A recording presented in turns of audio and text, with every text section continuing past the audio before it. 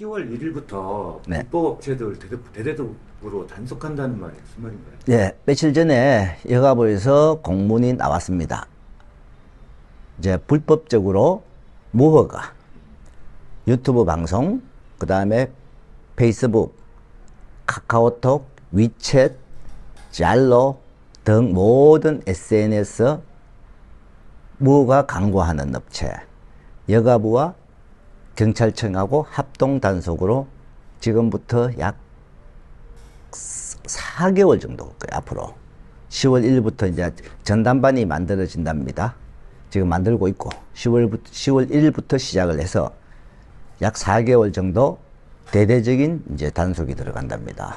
그러니까 지금 무허가 업체로서 유튜브 방송도 하는 거 있을 거고, 이 베트남 현지 여성들도 실질적으로 뭐 한국 쪽으로 방송을 하는 게 있잖아요. 뭐 신랑들, 신부들 막 얼굴 보여주고 동영상 찍어갖고 올리고 이런 거. 아마 외국 사람이 할 때는 한국 쪽 방송에, 유튜브 방송에서 제재를 걸고, 한국 사람들 같으면은 이제 법적 단속이 들어가서 아마 계정 폐쇄부터 시작해서 벌금, 어떤 형사적인 처벌까지 다 받을 겁니다. 그럼 신랑 입장에서는 그 업체가 불법업체인지는 어떻게 할 수 있어요? 자, 일단은 첫 번째, 여성을 소개한다. 100% 불법업체입니다.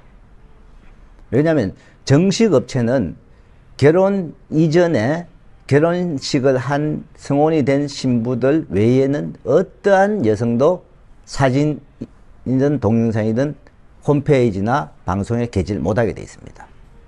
과거에는 동의를 받은 사람만 할 수 있었는데 지금은 일체 미혼 여성은 안 됩니다. 그래서 미혼 여성을 소개한다. 100%입니다. 99%가 아닌, 사진을 보여준다. 다 100%. 그렇기 때문에 첫째, 그런 업체는 무조건 불법 업체예요. 그 다음에 지금 뭐 홈페이지에도 미혼 여성의 뭐 어떤 지난번에 뭐 눈을 좀 이렇게 가리고라도 사진을 설정 올리는데 그것도 바로 제재 내려와요, 허가업체들은. 그래서 그렇게 방송을 하거나 그렇게 광고를 하고 그렇게 여성을 소개하는 업체는 100%고, 그 다음에 그 외에 또 어떤 SNS나 뭐 쉽게 말해서 페이스북이든 유튜브에 등록번호가 안 나오는 업체. 허가번호? 이제 쉽게 우리끼리 말하는데 좀 실질적으로 등록업체거든요. 등록번호가 안 나오는 업체나 회사, 어떤 정상적인 이 회사에 정보가 안 나오는 업체는 다 무허가라고 보시면 돼요. 정상적인 회사가 그걸 안 열린 없잖아요. 만약에 그럼 불법업체가 자기가 좀 진행을 하고 있어요. 신랑한테 피해는 없나요? 단속되면? 만약에 어떤 단속이 돼하고 그 사람이 뭐 일을 못한다 그러면은 어떻게 보면 잠수 탈 수도 있겠죠, 이제. 잠수 타면은 뭐 피해 보상 받을 길이 없죠. 이제 그러니까 지금 대대적인 단속이 이제 여가부하고 경찰청하고 합동으로 전담반이 만들어져갖고 이제 단속이 들어가면은 그 뭐라 그럽니까, 우리 저 전문적으로 이거 그 사이버 수사대 비슷하게 이렇게 이제 형성이 되면은 이제 하나하나 적발하기 시작하면 어떤 문제가 발생할 소지가 있죠. 그러니까 좀 구독자분들도 그런 부분은 반드시 조심하시라고 하는 거예요. 일단은 지금부터 4개월 정도 들어간다는 것. 저한테도 그런 데서 여성을, 지난번에 여성을 한 분을 알아가지고 저한테 그 여성을 해줄 수 없냐고 하면 연락 온 분이 있어요. 못해요, 저희들은. 그러니까 그걸 반드시 신부가 괜찮다? 안 만나보고 어떻게 알고 하는지 만나봐야 알잖아요. 그걸 반드시 주의하시라는 거예요. 그것과 관련해서 최근에 뭐 개인 소개로 문제가 된 신랑들. 예. 자, 방금 제가 그 말과 연관이 돼요. 개인 소개는 처음에 사진을 받잖아요. 사진 받고 뭐 카톡 연결시켜서 카톡으로 문자 주고받고 자 이렇게 소개를 받아요. 받았는데 과연 소개하는 사람들이 이 여성은 이런 사람이에요, 이런 사람이에요 막 소개를 하잖아요. 그게 너무 허위라는 거예요. 자, 최근에 저희한테 진행을 해주세요라고 왔어요. 소개한 사람이 들었던 정보하고 여기에 신부를 앉혀놓고 직접 신부한테 물어보니까 말이 다 다른 거예요. 어떤 첫째, 오기 전에 신랑이 좋으면은 결혼을 바로 하겠다. 그렇게 해서 소개인이 직접 데리고 왔어요. 그것도 가족들이 소개한 거예요, 또. 근데 베트남 현지 사람은 다른 사람이겠죠, 소개한 사람은. 이렇게 연결 이렇게 되니까. 직접 다이렉트 소개가 별로 없잖아요. 한국 사람이 아는 분의 아는 또 그 베트남 사람의 소개 이렇게 가니까. 그래서 처음에는 소개한 사람이 옆에 앉아서 같이 설명을 하려는 거예요. 내가 본인은 저쪽으로 가달라고. 신부하고 안 가요. 본인은 가달라고 약간 제가 화를 냈어요. 지금 신부하고 이야기할 거라고. 왜? 그 소개한 사람이 옆에 앉았잖아요. 만약에 질문을 하면 소개한 사람이 답변을 해버려요. 그래서 가시라고. 그리고 여성한테 직접 들어보고 하고 나서 소개한 사람이 했던 말하고는 완전 다른 거예요. 자, 부모한테 다 허락받고 왔어요. 이 소개한 사람은 그렇게 말했어요. 신부 당사자는 여기서 결혼이 결정되면 본인 결혼하고 다 할 거예요. 아니, 아직 엄마한테 말 안 했는데 여기 온다고? 그럼 뭐예요? 소개한 사람은 허락 다 받고 왔다 해놓고 심지어 당사자는 부모한테 허락받은 게 없고 부모한테 여기 오는지 부모도 여기 오는지도 모르고 있다. 그리고 본인 당사자는 몇 개월, 3개월 후에 하겠다. 그렇게 말을 하는 거예요. 다르잖아요, 벌써. 응? 이 신부의 심지어 어떤 게는 한국에서 소개를 냈어요. 깜깜이 소개. 이 신부에 대해서 무슨 말 하고 다 한다고. 그리고 이 신랑분이 카톡도 막 주고받았어요. 와서 보니까 아직까지 저는 그런 일이 있을 줄 상상도 못, 지금 내 입에서 무슨 소리가 나올지라도 지금 조금 망설여지는데요. 베트남 자국어도 글씨도 못 쓰는 사람이 있어요. 베트남어를 못 쓴다고요? 예? 문맹? 글씨를 쓸 줄 모르니까 옆에 따라온 가족이 내 옆에서 자꾸 써주는 거예요. 자, 문제는 글씨를 모른다. 신부한테 우리가 다 오니까 신부는 그때서야 자기는 글씨 몰라요. 근데 소개한 사람이 뭐라는 줄 알아요? 아니다 이거예요. 신부가 이야기를 했는데도 한국에 소개한 사람은 뭐 기분 나빠서 안 적었니 뭐 어떻니 막 이런 식으로 막 핑계를 대는 거예요. 카톡도 땡기서요. 자, 신랑분 말이 이분은 번역기하고 말로 해서 보여주고 그러면 그동안에 카톡은 누가 주고받았느냐? 어제 적었던 사촌 언니가 옆에서 적어줬잖아요. 이 신랑분은 그 언니하고 문자를 했을 가능성도 많다 이거예요. 그러면 제가 물었어요. 그럼 영상통화 가끔 했냐? 하면 항상 조금 있다가요 하면서 좀 있다가 항상 영상통화를 했답니다. 그러면 언니가 동생을 불러갖고 영상통화.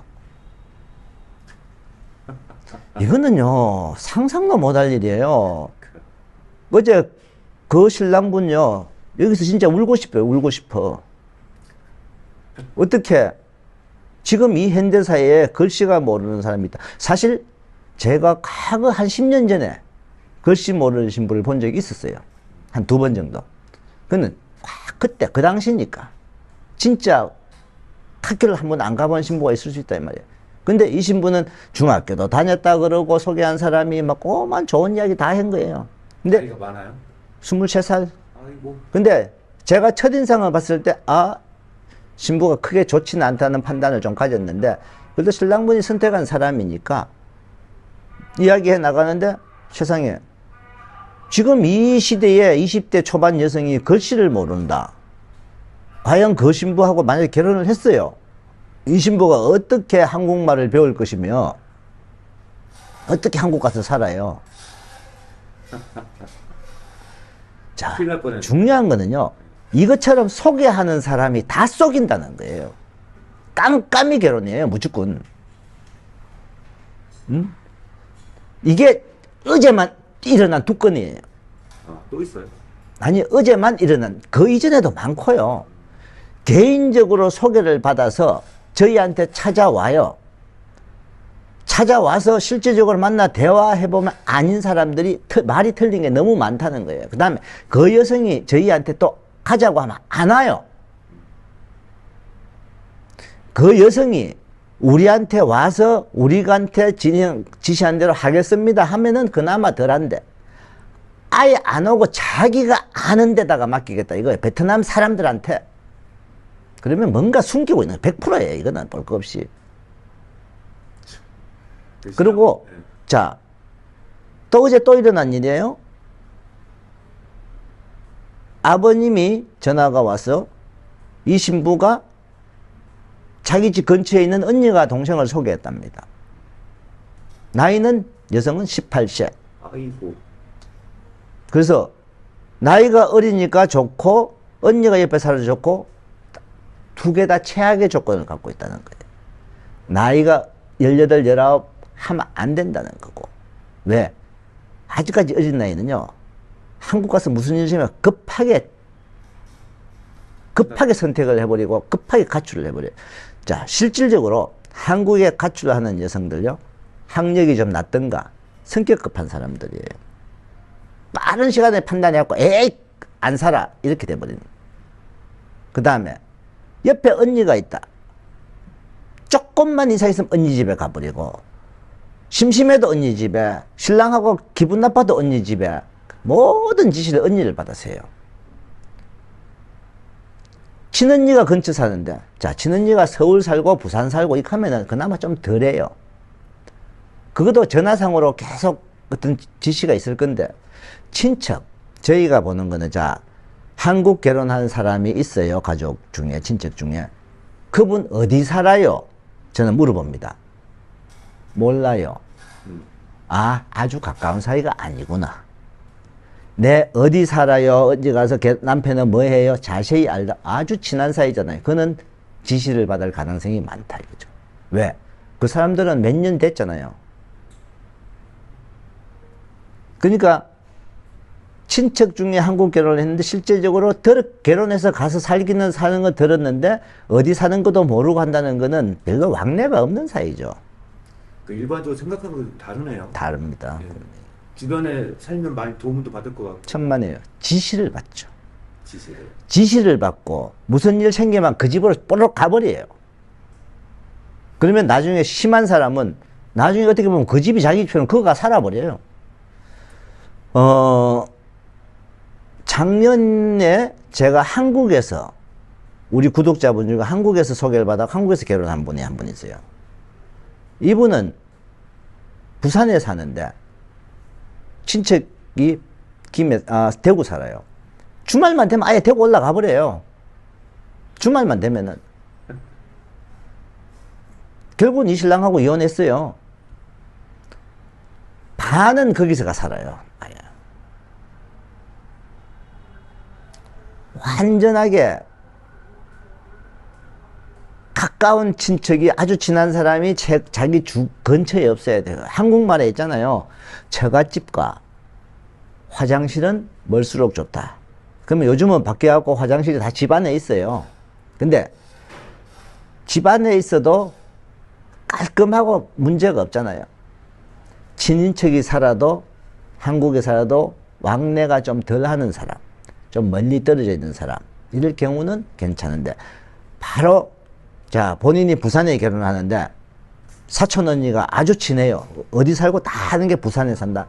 그렇게 좋지는 않다는 거죠.